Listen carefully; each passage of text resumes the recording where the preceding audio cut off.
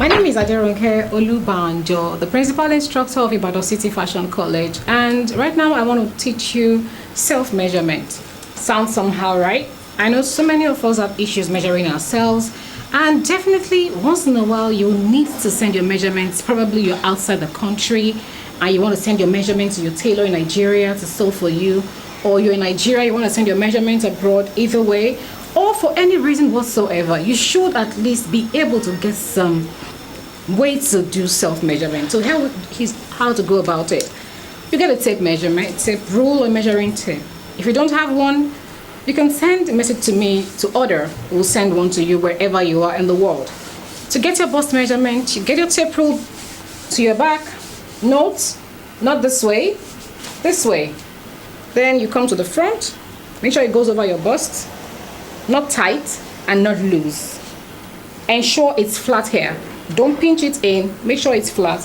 Whatever tip you have, bring the tape rule out. That's your bust measurement. To get your waist measurement, go around the desired waistline. If you have watched my other videos, you'll have seen how I describe waistlines: the upper waist, the middle, and the abdomen. So the one you're looking for, make sure it's firm enough for the purpose. For the skirt is tighter, for the blouse is a bit freer. So you do the one you want for the blouse. If it's okay for you, pinch where the metal tip stops. Bring it out, that's what you're looking for. If you want a firm one, go around the navel point for the skirt. Ensure it is firm, really firm, to soak in your pouch. That's for your skirt. And the hip measurement is the same way. It goes around your hip area. Ensure it's not dropping. Make sure it goes round. Then you come back to the front. Ensure you can move it around. Like I always say, don't do up and down. No, it's wrong. Go around the hip area. Make sure it's firm, not tight and not loose. Bring the tape rule out. That's your hip measurement. That should be okay. So now for the length, very easy as well. You find your at the edge of the tip of your shoulder. You go over the bust line. Do not go to the side. Go over the bust line. You get your bust point. You're on the bust. You can pinch and look. Your half length or your waist point, you can take a pinch and look. The abdomen point, you can take a pinch and look. The blouse length you're looking for, depending on the blouse you're making, long blouse. So how do I get a dress measurement? Very easy. You don't have to call someone. Go this way, wherever your hand stops. Hold it down there. You can see it's pegged down. Then, trace this down. That tells you where your dress length stops for the long dress. Then for the short dress, I mean. Then for the long dress, it goes all the way. If you're not sure about the long dress, this is how I take my long dress measurements. I turn my tape rule upside down. So let me say I'm assuming I'm 56. I put 56 here. Then I make sure it goes over my bust. I look at where it stops. If I bend down, it goes down. So this is what I do. I do this. I hold it here, or any points where I feel comfortable with. Then I bend. You can see where it is. It's not the floor yet. That means with 56, I don't have a floor length. So I try with a 60. Do I have a floor length with a 60? If it's a party dress. Okay, with a 60, I think I have a floor length. That's how to get your long dress measurement. The same thing applies to your skirt measurement. You can either you stop here, you hold it there, then you trace down to the length you're looking for. So if it's a long dress, this is how I do it. The same way I did the dress measurement. This is 40, I hold 40 here. I check where it is.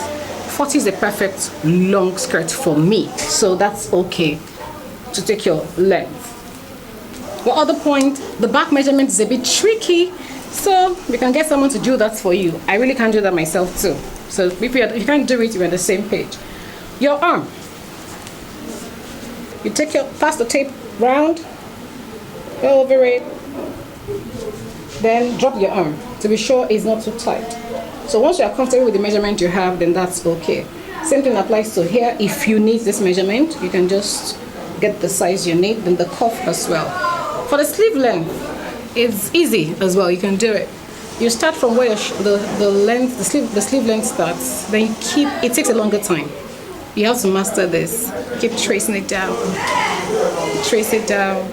Trace it down, trace it down, you trace it down till you get to where you're going to.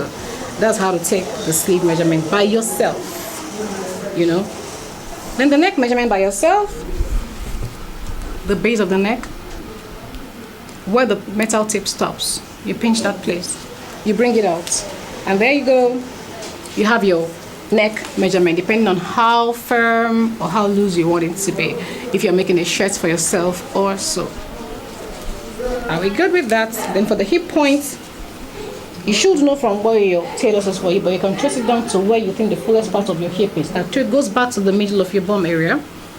This goes to your hip point. And the same thing applies to knowing the hip point for your dress yourself.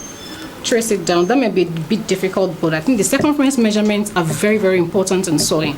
So once you can get that right, and the length, the skirt length, the blouse length, the dress length, the tunic length, anything you want to sew, knowing that will be very helpful. For more information, send me a personal message on my Instagram handle or an email to know more about the college or to ask any further questions, and drop your comments below.